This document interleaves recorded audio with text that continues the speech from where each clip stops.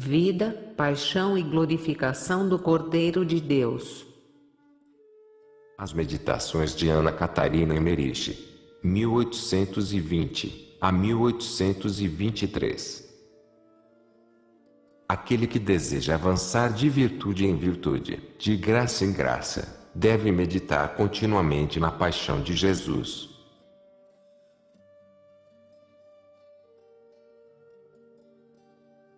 Não há prática mais proveitosa para a inteira santificação da alma do que a frequente meditação nos sofrimentos de Jesus Cristo. São Boaventura, Mir Editora, São Paulo, 2004.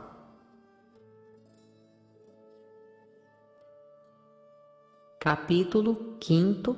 Jesus perante Pilatos e Herodes.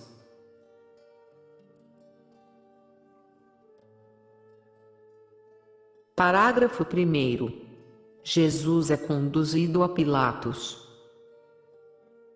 Conduziram Jesus, entre muitas crueldades, da casa de Caifás a de Pilatos, através do trecho mais populoso da cidade, que nessa ocasião formigava de peregrinos de toda a parte do país, além de uma multidão de estrangeiros.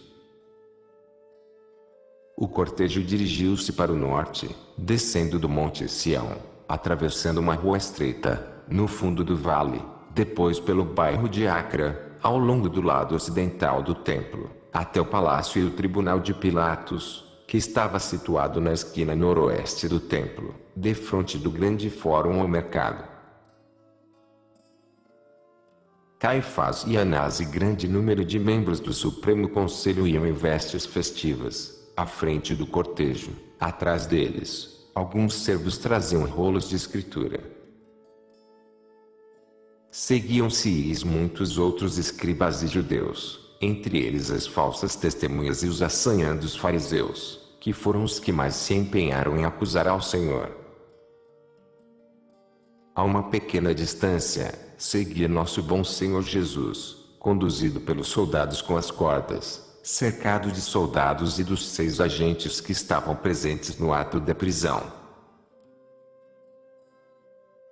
De todos os lados afluiu o populácio, unindo-se com gritos e zombarias ao cortejo. Ao longo de todo o caminho esperavam numerosos grupos de gente do povo.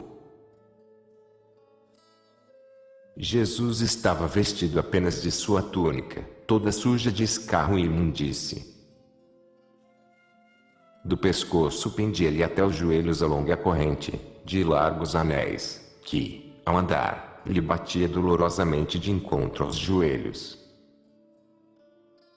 Tinha as mãos amarradas como na véspera e 4 soldados conduziam-na pelas cordas, que lhe saiam do cinturão.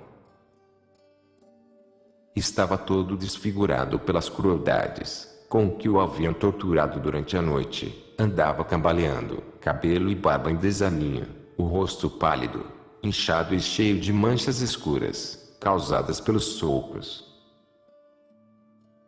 Impelindo com pancadas e injúrias. Tinham instigado a muitos do populacho para escarnecê-lo, imitando-lhe a entrada triunfal no domingo de Ramos. Aclamavam-na com todos os títulos de rei, em tom de mofa, julgavam-lhe diante dos pés pedras, pedaços de madeira, paus, trapos sujos e zombavam, em versos e motejos, de sua entrada festiva. Os soldados conduziam-na aos arrancos, sobre os obstáculos jogados no caminho. Era uma crueldade sem fim. Não muito longe da casa de Caifás estava a dolorosa e santa mãe de Jesus, com Madalena e João, encostados ao canto de um edifício, esperando a aproximação do cortejo.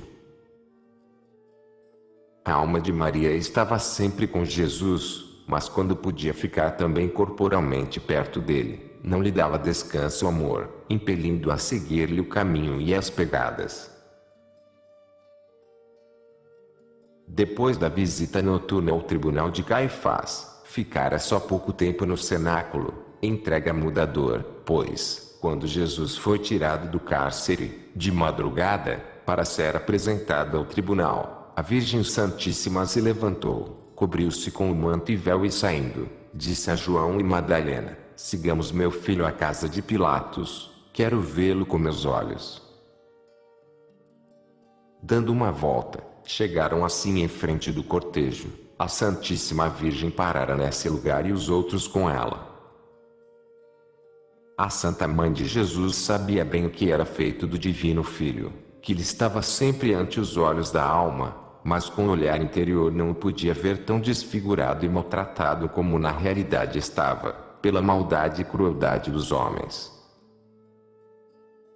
De fato via-lhe sempre os horríveis sofrimentos, mas inteiramente penetrados pela luz da santidade, do amor e da paciência, da vontade que se oferecia vítima pelos homens. Mas nesse momento se lhe apresentou à vista a realidade terrível e ignominiosa. Passaram diante dela os orgulhosos e assanhando inimigos de Jesus, os sumos sacerdotes do verdadeiro Deus, nas vestes santas de gala. Passaram com a intenção decida, representantes da malícia, mentira e maldição. Os sacerdotes de Deus haviam se tornado sacerdotes de Satanás. Que aspecto horrível! Depois do tumulto e alegria dos judeus, todos os perjuros inimigos e acusadores e afinal Jesus, Filho de Deus e do homem, seu filho, horrivelmente desfigurado e maltratado, amarrado, batido, empurrado, cambaleando mais do que andando, arrastado pelas cordas por cruéis carrascos, no meio de uma nuvem de injúrias e maldições. Aí, se ele não fosse o mais pobrezinho, o mais desamparado, o único que se conservava calmo, a rezar no íntimo do coração, cheio de amor, no meio dessa tempestade do inferno desencadeado, a angustiada mãe não o teria reconhecido, naquele estado, horrivelmente desfigurado. Quando se aproximou, vestido da túnica tão suja, a Virgem Santíssima exclamou, soluçando: ai de mim, é esse meu filho? Ai, é mesmo meu filho, ó. Jesus, meu Jesus. O cortejo passou-lhe em frente. O Senhor volveu a cabeça para aquele lado, lançando um olhar comovente à sua mãe e ela perdeu os sentidos. João e Madalena levaram-na dali, mas logo que voltou a si, fez-se conduzir por João ao palácio de Pilatos. Jesus tinha de suportar, também nesse caminho, que os amigos nos abandonam na desgraça, pois os habitantes de Ofel estavam todos reunidos num certo lugar do caminho e quando viram Jesus tão humilhado e desfigurado, entre os soldados, levado com injúrias e maus tratos, ficaram também abalados na fé, não podiam imaginar o rei, o profeta, o Messias, o Filho de Deus em tão miserável estado. Os fariseus, ao passar, ainda zombaram deles, por causa da afeição que dedicavam a Jesus. Eis o vosso rei, saudai-o, agora deixais pender a cabeça, agora que ele vai para a coroação e dentro em pouco subirá ao trono. Acabaram-se-lhe os milagres, o sumo sacerdote deu-lhe cabo do feitiço, etc. Aquela boa gente, que vira tantas curas milagrosas e receberem tantas graças de Jesus, ficou abalada na fé, pelo horrível espetáculo que lhe apresentavam as pessoas mais santas do país, o sumo sacerdote e o sinédrio. Os melhores elementos retiraram-se duvidosos, os piores juntaram-se ao cortejo como podiam, pois a passagem em várias ruas estava impedida por guardas dos fariseus, para evitar qualquer tumulto.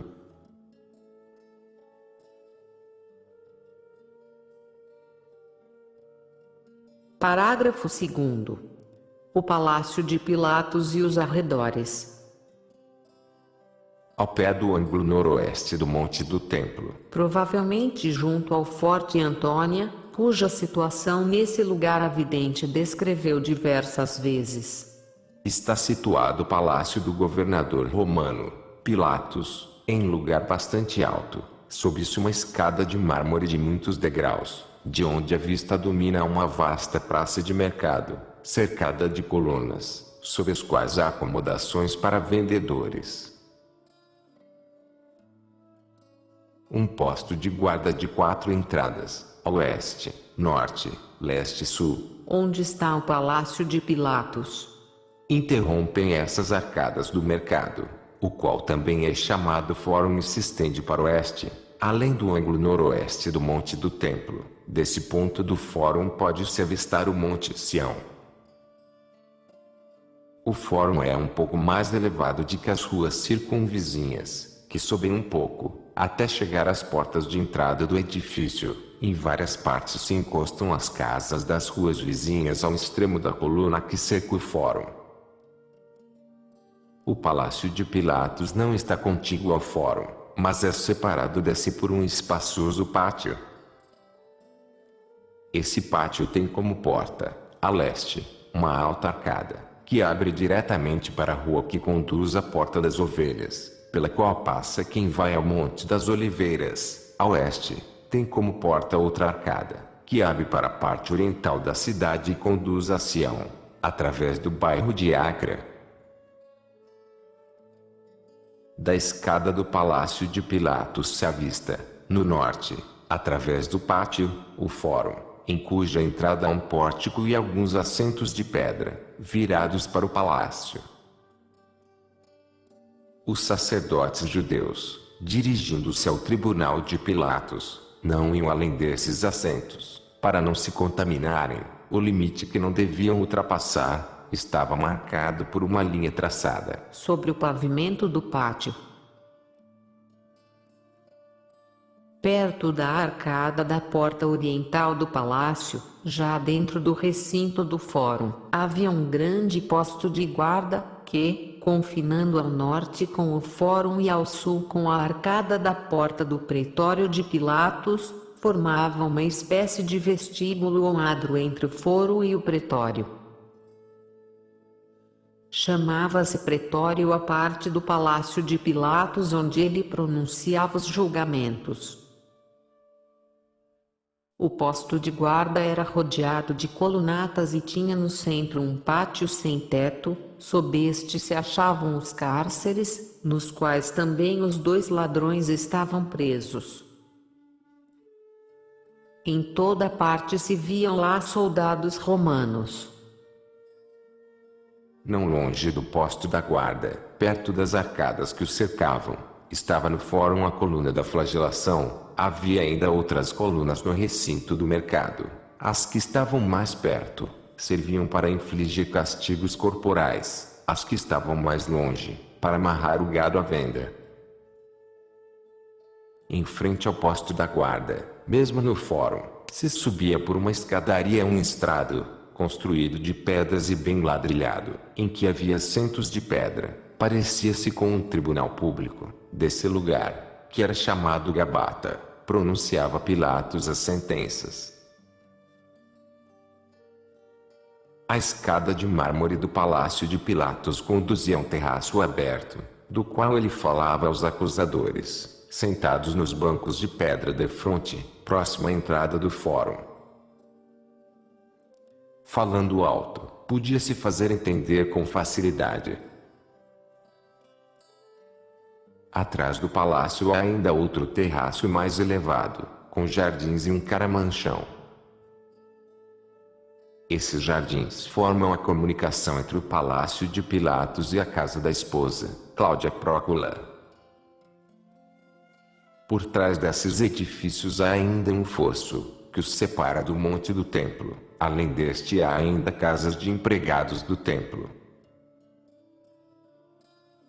Contígua à parte oriental do Palácio de Pilatos, está a casa do Conselho do Tribunal do Velho Herodes, em cujo pátio interno foram mortas muitas crianças inocentes. Fizeram depois algumas mudanças. A entrada é agora pelo lado oriental. Há também uma entrada para Pilatos, no vestíbulo do palácio. Desse lado da cidade partem 4 ruas em direção ao oeste. 3 conduzem ao Palácio de Pilatos e ao Fórum. A quarta, porém, passa ao lado norte do fórum, em direção à porta que conduz a Betsur.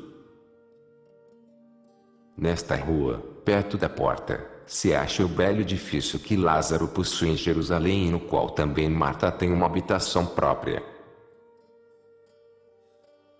Das 4 ruas, a que fica mais perto do templo, vem da Porta das Ovelhas, perto da qual, quando se entra, à direita, se acha a Piscina das Ovelhas. Essa fica tão perto do muro da cidade, que nesse se encostam arcadas, que formam uma abóbada sobre as águas. Ela tem um escoadouro, fora do muro, para o vale de Josafá, o que faz com que o solo, por fora da porta, fique encharcado.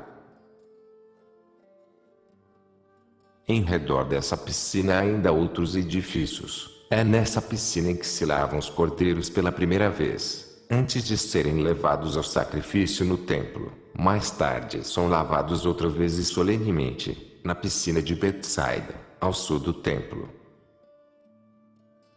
Na segunda rua há uma casa com pátio, que pertencia a Santa Ana, mãe de Maria, onde ela e a família moravam e guardavam os animais para os sacrifícios, quando vinham a Jerusalém. Se me lembro bem, foi também nessa casa que foram celebradas as núpcias de José e Maria. O fórum, como já dissemos, fica mais alto do que as ruas circunvizinhas e a água corre pelos regos das ruas, para a Piscina das Ovelhas. Na encosta do Monte Sião há também um fórum semelhante, diante do antigo castelo de Davi. Ali perto, ao sudeste, se acha o cenáculo e ao norte, o tribunal de Anás e Caifás. O castelo de Davi é agora um forte abandonado e deserto, com pátios, estábulos e salas vazias, que se alugam como albergaria a caravanas e aos estrangeiros e seus animais de carga. Esse edifício já muito que está abandonado, já ouvi nesse estado na época do nascimento de Cristo. Nessa ocasião o séquito dos reis magos, com numerosos animais de carga, foi conduzido para lá, logo ao entrar na cidade.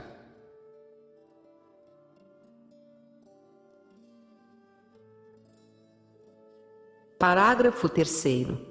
Jesus perante Pilatos. Eram talvez 6 horas da manhã, segundo nosso modo de contar, quando a comitiva dos sumos sacerdotes e dos fariseus, com o nosso Salvador, horrivelmente maltratado, chegou ao palácio de Pilatos. Entre o mercado e a entrada do tribunal havia assentos em ambos os lados do caminho, onde se divertiam Anás e Caifás, e os conselheiros que os acompanhavam. Jesus foi conduzido alguns passos adiante, até a escada de Pilatos, pelos soldados, que o seguravam pelas cordas. Quando lá chegaram, estava Pilatos deitado sobre uma espécie de leito. Na sacada do terraço, tinha ao lado uma mesinha de 3 pés, em que se viam algumas insígnias de sua dignidade e outros objetos, dos quais não me lembro mais. Cercavam-no oficiais e soldados, que também tinham colocado lá insígnias do poder romano. Os sumos sacerdotes e judeus ficaram afastados do tribunal, porque, aproximando-se mais, se teriam contaminado. Segundo a lei havia um certo limite, que não transgrediam. Quando Pilatos os viu chegar tão apressados, com tanto tumulto e gritaria, conduzindo Jesus maltratado, levantou-se e falou em tom tão cheio de desprezo, como talvez algum orgulhoso marechal francês falaria aos deputados de uma cidadezinha: o que vindes fazer tão cedo? Como pusestes este homem em tão mísero estado? Começais cedo a esfolar e matar. Eles, porém, gritaram aos soldados: adiante! Levai-o ao tribunal. Depois se dirigiram a Pilatos: escutai as nossas acusações contra este criminoso. Não podemos entrar no tribunal, para não nos tornarmos impuros. Depois de exclamarem essas palavras, gritou um homem de estatura alta e forte e figura venerável, no meio do povo opinando atrás deles no fórum: é verdade, não podeis entrar nesse tribunal, pois está santificado por sangue inocente, só ele pode entrar, só ele entre os judeus é puro como os inocentes. Assim dizendo, profundamente comovido, desapareceu na multidão. Chamava-se Sadoc, era homem abastado, primo de Obed, que era o marido de Seráfia, também chamada Verônica. 2 dos seus filhinhos tinham sido assassinados, com as crianças inocentes, no pátio do tribunal, por ordem de Herodes. Desde então se tinha retirado do mundo e vivia como um esseno, em continência com a mulher. Tinha visto Jesus uma vez, em casa de Lázaro, e ouviram explicar a doutrina. Quando viu Jesus tão cruelmente arrastado para a escada de Pilatos, reviveu-lhe no coração a dolorosa lembrança dos filhinhos assassinados naquele lugar, e assim deu em alta voz o testemunho de inocência do Senhor. Os acusadores de Jesus estavam com muita pressa e irritados demais pelo modo desdenhoso de Pilatos e a posição humilhante em que se achavam diante dele, para dar atenção à exclamação de Sadoc. Os soldados puxaram Jesus pelas cordas, escada acima, até o fundo do terraço, de onde Pilatos estava falando aos acusadores. O procurador romano já ouvira falar muito de Jesus. Quando o viu tão horrivelmente maltratado e desfigurado e contudo conservando uma dignidade inabalável, sentiu cada vez mais nojo e desprezo dos sacerdotes e conselheiros judaicos, que lhe tinham já antes prevenido que trariam Jesus de Nazaré, réu de morte, perante o tribunal, fazendo-lhe sentir que não estava disposto a condená-los sem culpa provada. Disse-lhes, pois, em tom brusco e desdenhoso: de que crime acusais este homem? A que responderam irritados: se não o conhecêssemos como malfeitor, não vos-lo teríamos entregado. Disse-lhes Pilatos: pois tomai e julgai-o segundo a vossa lei. Sabeis, responderam os judeus, que não nos compete o direito absoluto de executar uma sentença de morte. Os inimigos de Jesus estavam cheios de escárnio e raiva, fizeram tudo com precipitação e violência, para acabar com Jesus antes de começar o tempo legal da festa, a fim de poderem sacrificar o Cordeiro Pascal. Mas não sabiam que ele era o verdadeiro Cordeiro Pascal, que eles mesmos conduziam ao tribunal do juiz pagão, servidor de falsos deuses, em cujo limiar não queriam contaminar-se, para poder nesse dia comer o Cordeiro Pascal. Como o governador os intimasse a proferir as acusações, apresentaram 3 acusações principais contra Jesus e por cada acusação depuseram 10 testemunhas. Formularam as acusações de modo que apresentavam Jesus como réu de crime de lesa majestade, e assim Pilatos devia condená-lo, pois em causas que diziam respeito às leis da religião e do templo, poderiam eles mesmos decidir. Primeiro acusaram Jesus de ser sedutor do povo, perturbador do sossego público e agitador, e apresentaram algumas provas, confirmadas por testemunhas. Disseram mais que andava de um lugar para outro, causando grandes ajuntamentos do povo, que violava o sábado, curando nesse dia. Nisso Pilatos interrompeu-os, num tom sarcástico: naturalmente não estáis doentes, senão estas curas não vos causariam tanta indignação. Eles, porém, continuaram a acusar Jesus, dizendo que seduzia o povo com horríveis doutrinas, pois afirmava que teriam a vida eterna os que lhe comessem a carne e bebessem o sangue. Pilatos zangou-se, ao ver a fúria precipitada com que proferiram essa acusação, olhou sorrindo para os seus oficiais e dirigiu aos judeus palavras sarcásticas, como, por exemplo: Parece mesmo que quereis seguir-lhe a doutrina e possuir a vida eterna. Tenho a impressão de que quereis comer-lhe a carne e beber-lhe o sangue. A segunda acusação era que Jesus instigava o povo a não pagar imposto ao imperador. Pilatos interrompeu-os indignado, como um homem cujo cargo era velar por essas coisas, e disse, em tom convicto de suas próprias informações: isto é mentira grossa, devo saber melhor do que vós. Os judeus, porém, gritaram, apresentando a terceira acusação, que era mesmo verdade. Esse homem, de nascimento baixo, duvidoso e suspeito, tinha formado um partido forte e proferido ameaças contra Jerusalém. Também propagava entre o povo parábolas equívocas, sobre um rei que prepara as núpcias do filho. Certa vez já uma grande multidão de povo, reunido em uma montanha, tinha tentado proclamá-lo rei, mas ele, achando que era ainda cedo, tinha se escondido. Nos últimos dias tinha ousado mais, preparou uma entrada tumultuosa em Jerusalém e fez o povo gritar: Hosana ao filho de Davi. Bendito seja o reino que vemos chegar, do nosso pai Davi. Também se fazia prestar honras régias, pois que ensinava que era Cristo, o unigênito do Senhor, o Messias, o rei prometido dos judeus, e assim se fazia chamar. Também essa acusação foi confirmada pelos depoimentos de 10 testemunhas.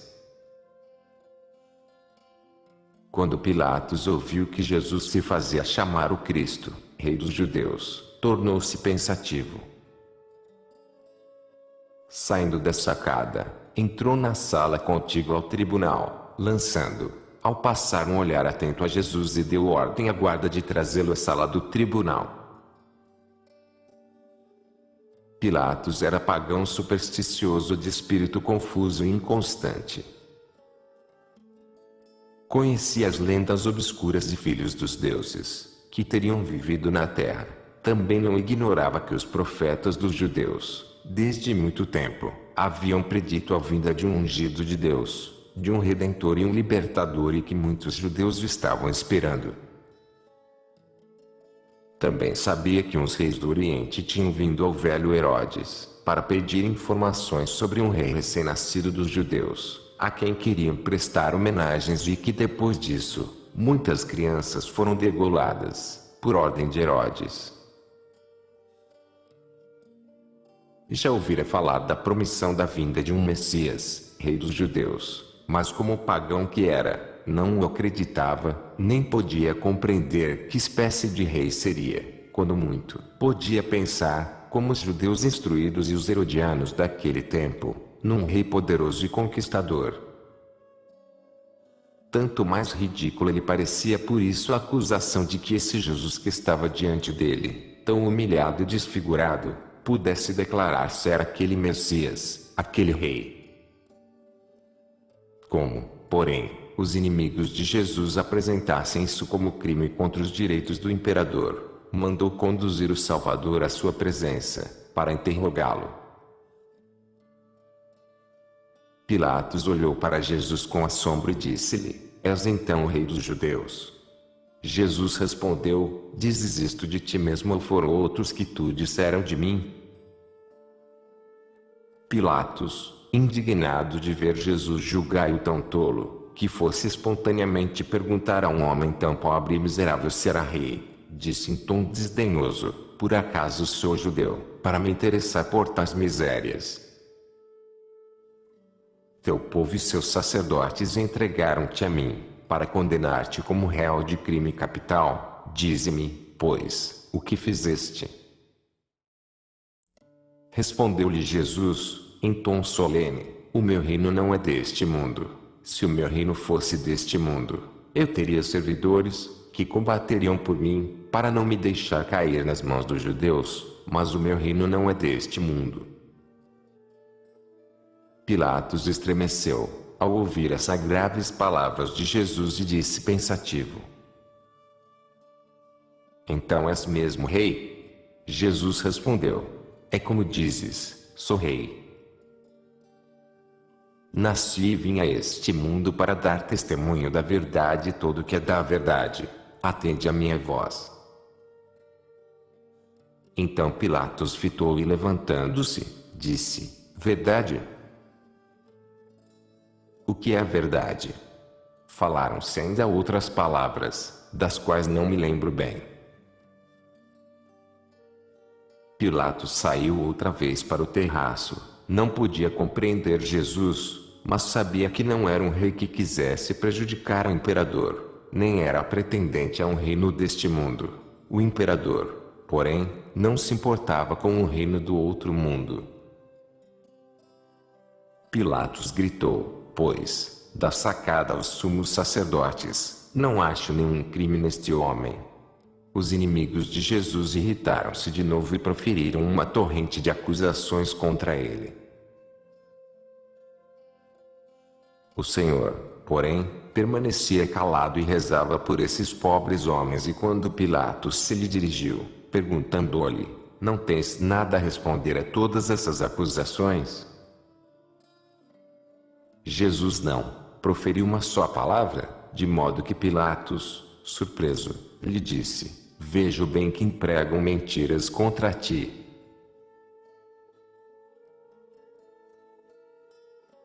Em vez de mentiras, usou outra expressão, que, porém, esqueci. Os acusadores continuavam, cheios de raiva, a acusá-lo, dizendo: o que? Não achas crime nele? Não é então crime sublevar todo o povo, espalhar sua doutrina em todo o país, da Galileia até aqui? Quando Pilatos ouviu a palavra Galileia, refletiu um momento e perguntou: esse homem é da Galileia, súdito de Herodes? Os acusadores responderam: sim, seus pais moravam em Nazaré e ele tem domicílio atual em Cafarnaum. Então disse Pilatos: pois que é galileu e súdito de Herodes, conduziu este, ele está aqui na festa e pode julgá-lo. Mandou conduzir Jesus outra vez do tribunal para as mãos dos implacáveis inimigos, enviando também com eles um dos oficiais, para entregar ao tribunal de Herodes o súdito galileu Jesus de Nazaré. Ficou assim satisfeito de poder livrar-se desse modo da obrigação de julgar Jesus, pois essa causa lhe era desagradável. Ao mesmo tempo tinha nisso um fim político. Queria dar uma prova de atenção a Herodes, que sempre desejara muito ver Jesus, pois estavam em desavença.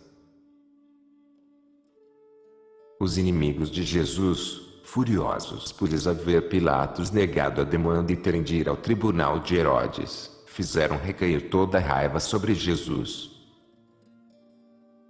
Cercaram-na de novo de soldados e, irritadíssimos, amarraram-lhe as mãos e com empurrões e pancadas, conduziram-na toda pressa, através da multidão que se apinhava no fórum e depois por uma rua, até o palácio de Herodes, que não ficava muito longe. Acompanharam-nos soldados romanos. Cláudia Prócula, esposa de Pilatos, mandara-lhe dizer por um criado, durante as últimas discussões, que desejava falar-lhe urgentemente. Quando Jesus foi conduzido a Herodes, estava escondida numa galeria alta, olhando com grande angústia e tristeza para o cortejo que passava pelo fórum.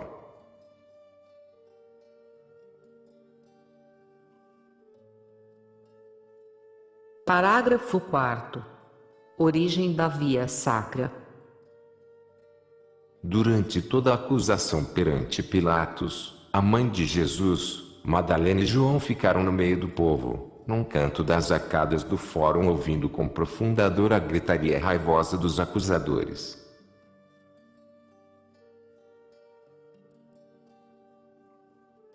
Quando Jesus foi conduzido a Herodes, João voltou com a Santíssima Virgem Madalena por todo o caminho da paixão.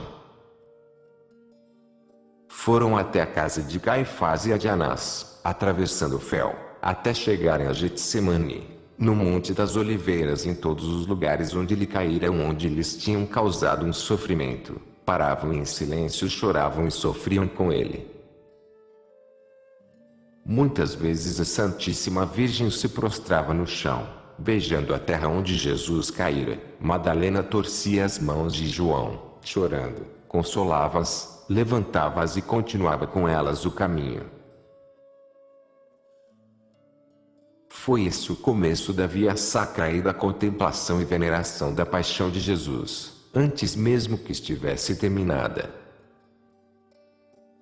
Foi nessa ocasião que começou, na mais santa flor da humanidade, na Santíssima Virgem Mãe de Deus e do Filho do Homem, a devoção da Igreja às dores do Redentor. Já naquele momento, quando Jesus ainda trilhava o caminho doloroso da paixão, a Mãe cheia de graça venerava e regava com lágrimas as pegadas de seu Filho e Deus.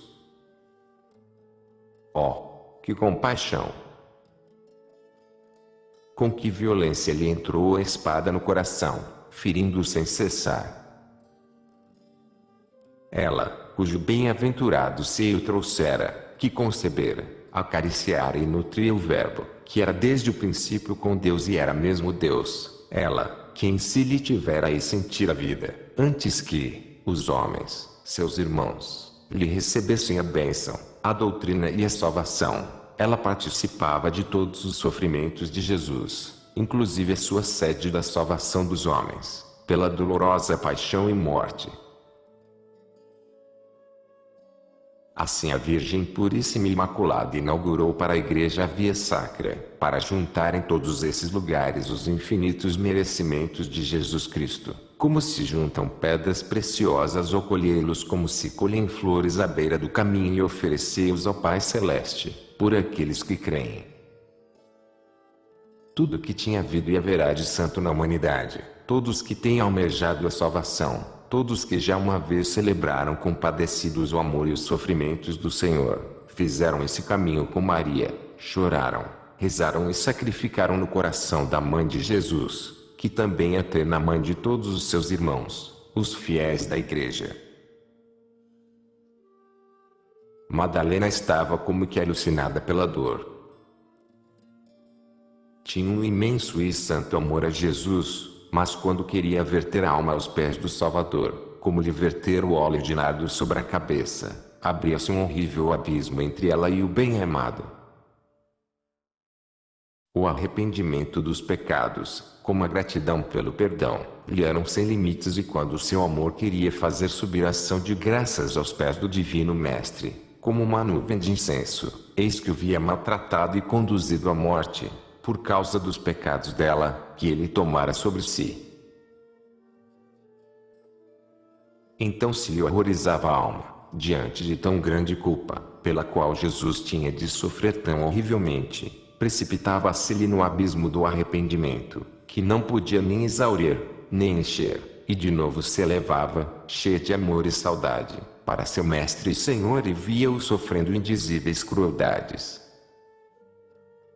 Assim tinha a alma cruelmente dilacerada, vacilava entre o amor e o arrependimento, entre a sua gratidão e a dolorosa contemplação da ingratidão do povo para com o Redentor.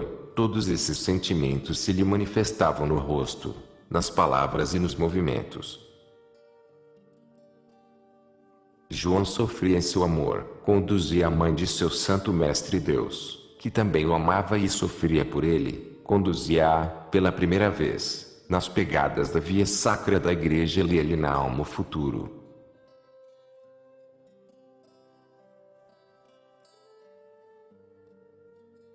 Parágrafo 5º. Pilatos e a esposa. Enquanto Jesus era conduzido a Herodes e lá o cobriam de insultos e escárnio, vi Pilatos ir ao encontro da esposa, Cláudia Prócula.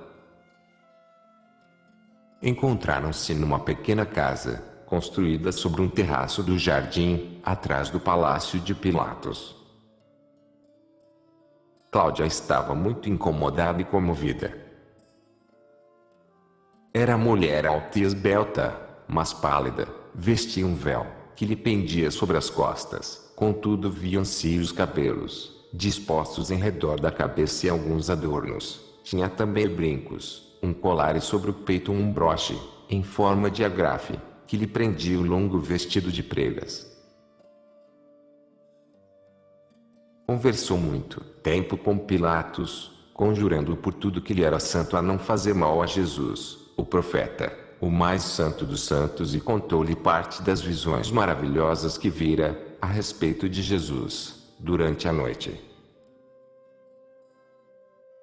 Enquanto ela falava, vi-lhe grande parte das visões que tivera, mas não me lembro mais exatamente da ordem em que se seguiram.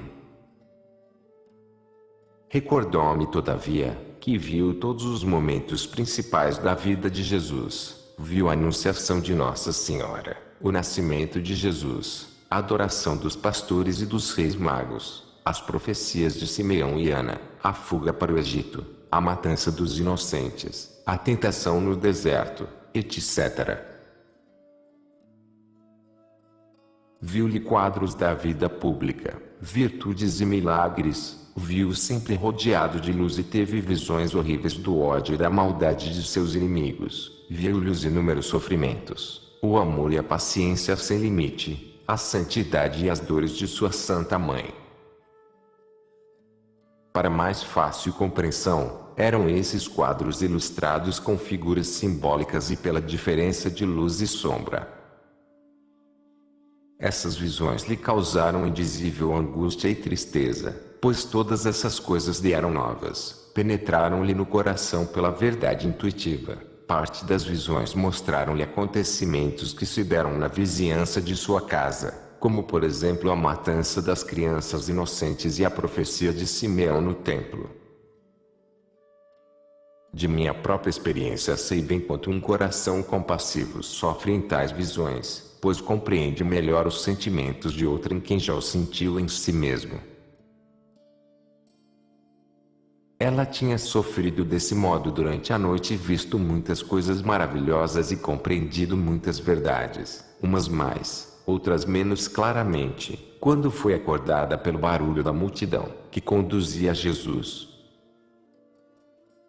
Quando mais tarde olhou para fora, viu o Senhor, objeto de todas as coisas maravilhosas que vira durante a noite, desfigurado e cruelmente maltratado pelos inimigos, que o conduziam através do fórum, ao palácio de Herodes.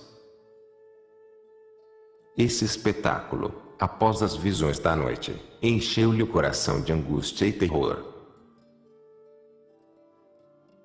Mandou imediatamente chamar Pilatos, a quem contou, com medo e pavor, muitas das coisas que vira, porque não tinha compreendido tudo ou não sabia exprimir em palavras, mas pedia e suplicava e estreitava-se de um modo tocante.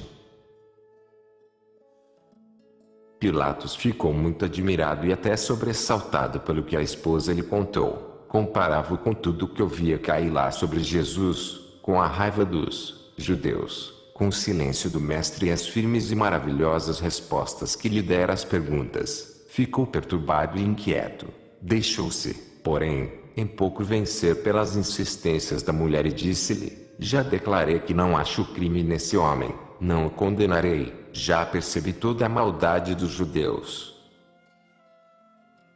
Ainda falou sobre as declarações que Jesus tinha feito contra si mesmo e até tranquilizou a mulher, dando-lhe um penhor, como garantia da promessa. Não sei mais se foi uma joia ou um anel ou sinete que lhe deu por penhor. Assim se separaram.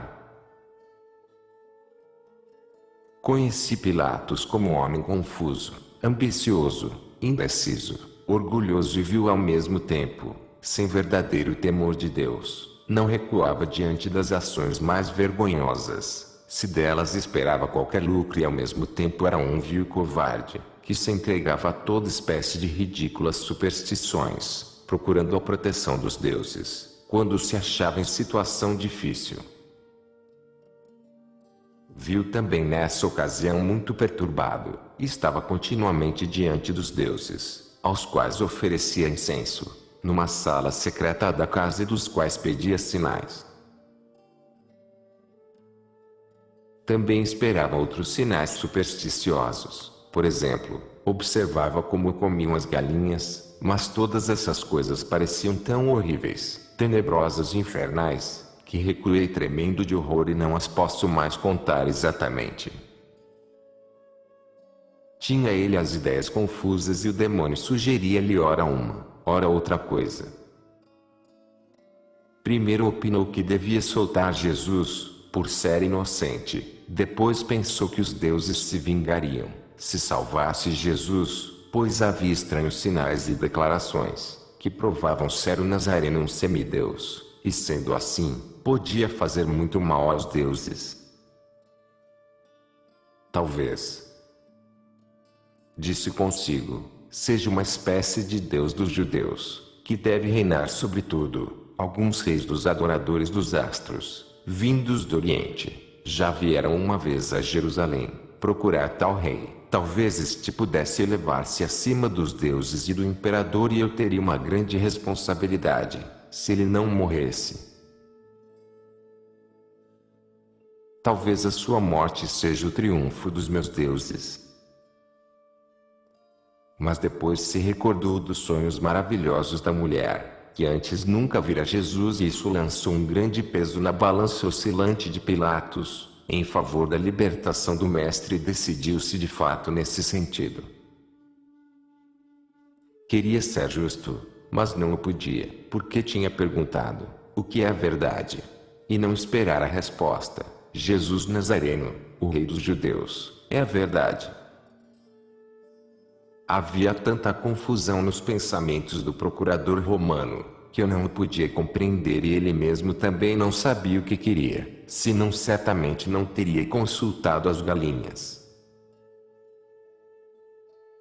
Juntava-se no entanto cada vez mais povo no mercado e na vizinhança da rua pela qual Jesus fora conduzido a Herodes. Havia, porém, uma certa ordem, pois o povo reunia-se em certos grupos, segundo as cidades ou regiões donde vieram a festa.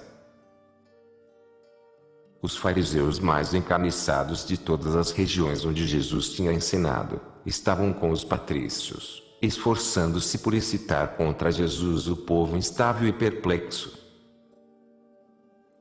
Os soldados romanos estavam reunidos em grande número no posto de guarda, diante do palácio de Pilatos. Outros tinham ocupado todos os pontos importantes da cidade.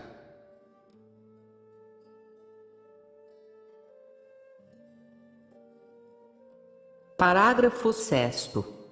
Jesus perante Herodes. O palácio do tetrarca Herodes estava situado ao norte do Fórum, na Cidade Nova, não muito longe do palácio de Pilatos.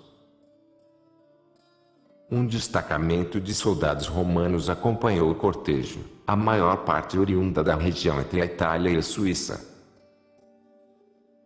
Os inimigos de Jesus, furiosos por ter de fazer tantas caminhadas, não cessavam de ultrajá-lo e de fazê-lo empurrar e arrastar pelos soldados.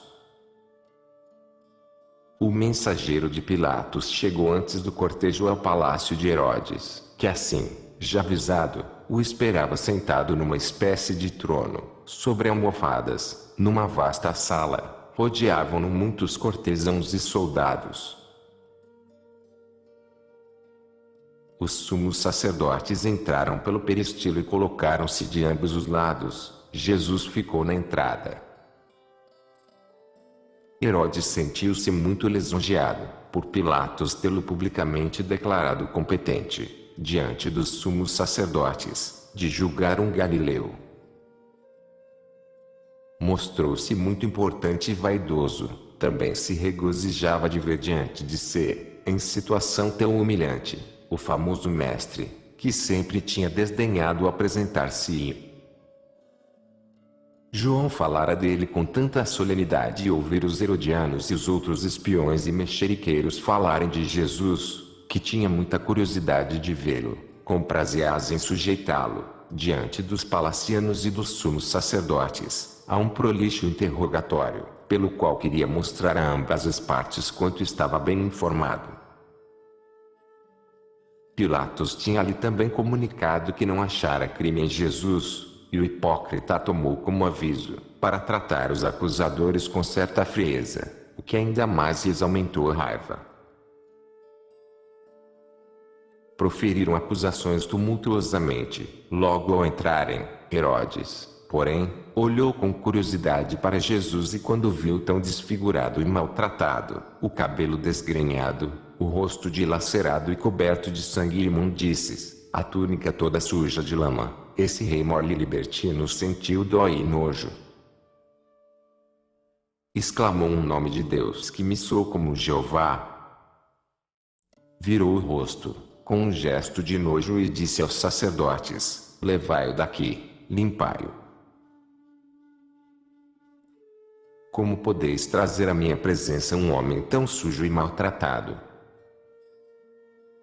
Os soldados levaram então Jesus ao átrio, trouxeram água numa bacia e um esfregão e limparam-no cruelmente, pois o rosto estava ferido e passavam o esfregão com brutalidade.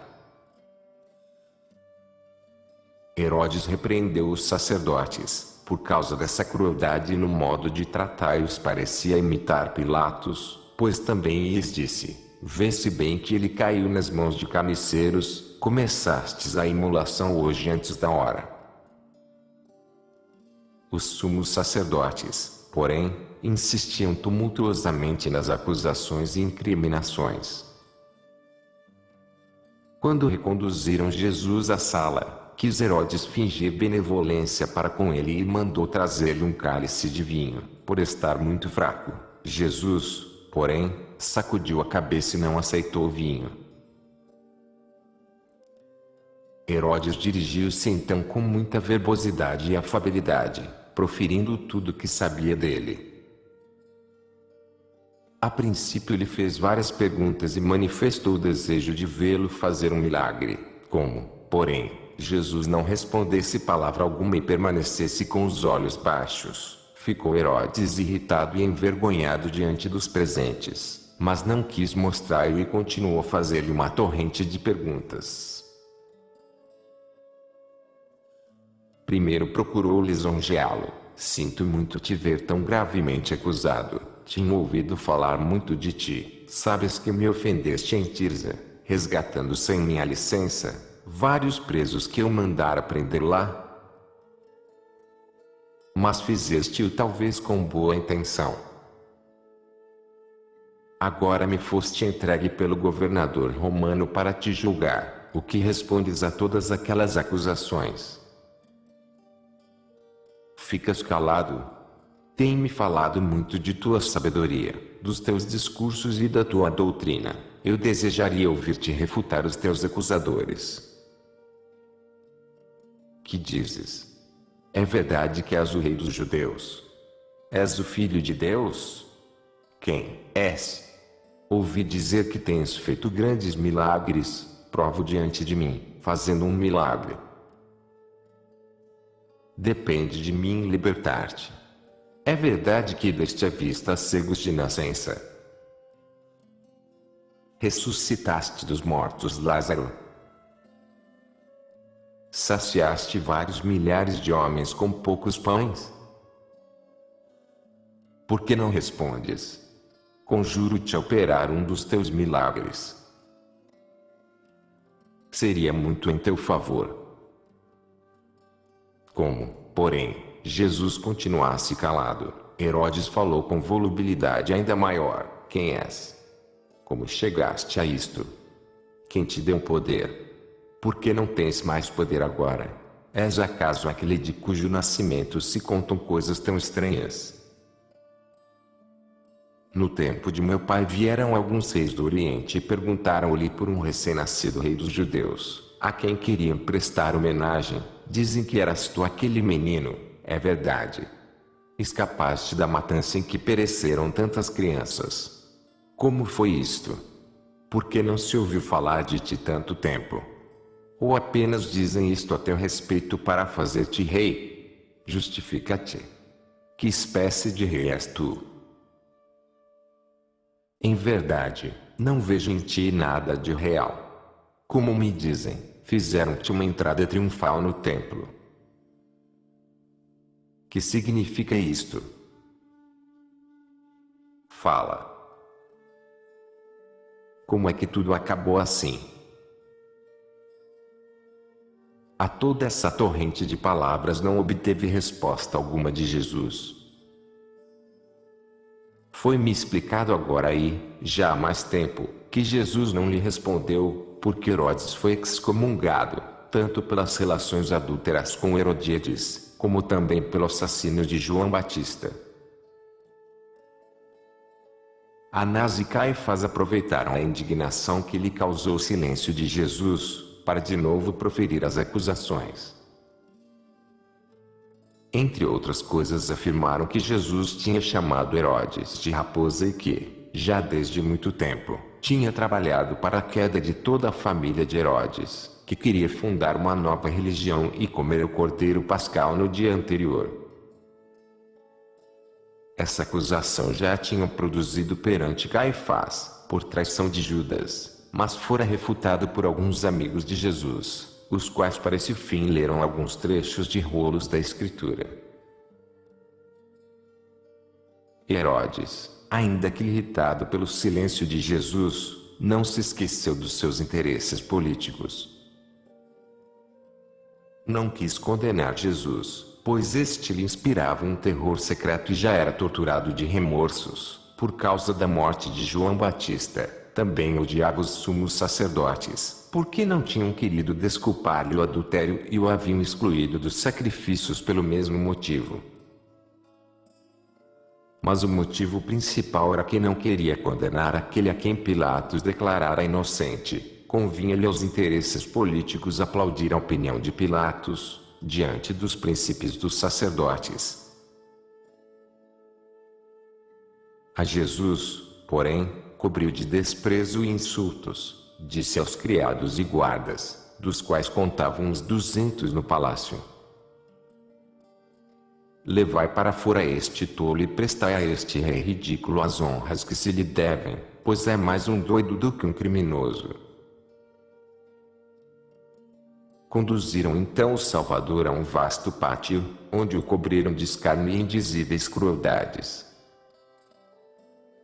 Esse pátio estendia-se por entre as alas do palácio e Herodes, de pé num terraço, assistiu por algum tempo a esse espetáculo cruel. Anás e Caifás, porém, andavam sempre atrás dele e procuravam por todos os meios movê-lo a condenar Jesus. Mas Herodes disse-lhes, de modo que os romanos da escolta ouvissem: seria um crime de minha parte, se o condenasse. Queria certamente dizer, seria um crime contra a sentença de Pilatos, que teve a gentileza de mandá-lo a mim. Vendo que não conseguiam nada de Herodes, os sumos sacerdotes e os inimigos de Jesus enviaram alguns dos seus, com dinheiro, a Acra, bairro da cidade onde se achavam nessa ocasião muitos fariseus, aos quais mandaram dizer que fossem, com os respectivos partidários, as vizinhanças do palácio de Pilatos. Fizeram também distribuir entre o povo muito dinheiro, para levar e a pedir tumultuosamente a morte de Jesus. Outros emissários deviam ameaçar o povo com castigos de Deus, se não conseguisse a morte desse blasfemador sacrílego. Também mandaram espalhar entre o povo que se Jesus não morresse, se ligaria aos romanos e seria esse o reino de que sempre falara, e então seriam aniquilados os judeus. Em outra parte espalharam o boato de que Herodes condenara Jesus, mas esperava que o povo manifestasse sua vontade. Receava-se a resistência dos adeptos do Nazareno e se fosse solto, seria perturbada toda a festa, pois então ele, com seus partidários e os romanos, tirariam vingança.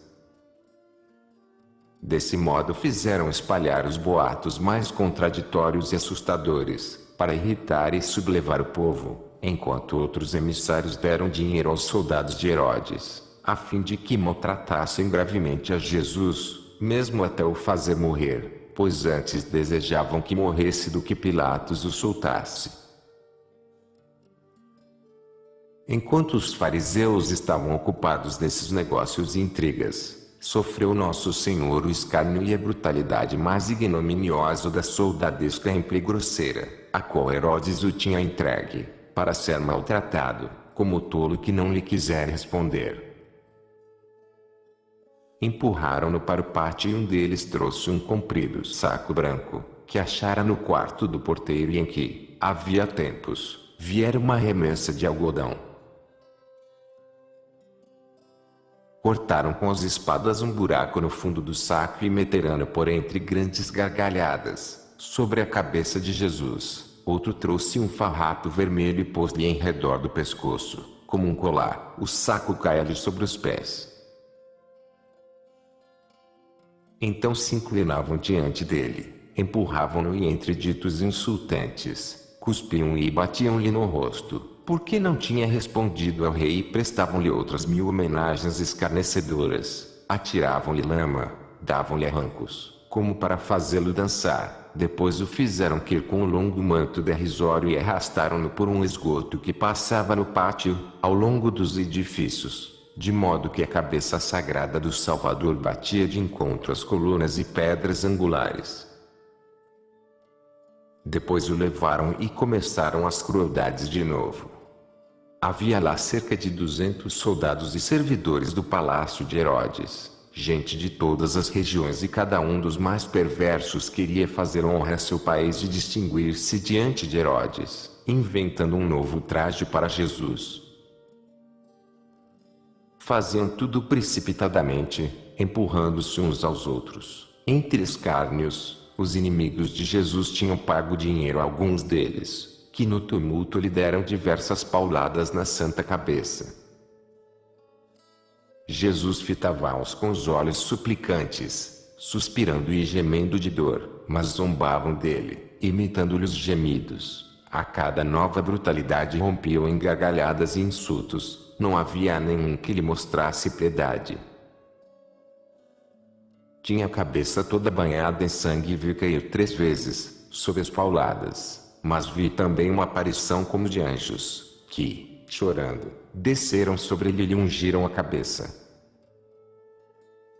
Foi-me revelado que sem esse auxílio de Deus, as pauladas teriam sido mortais.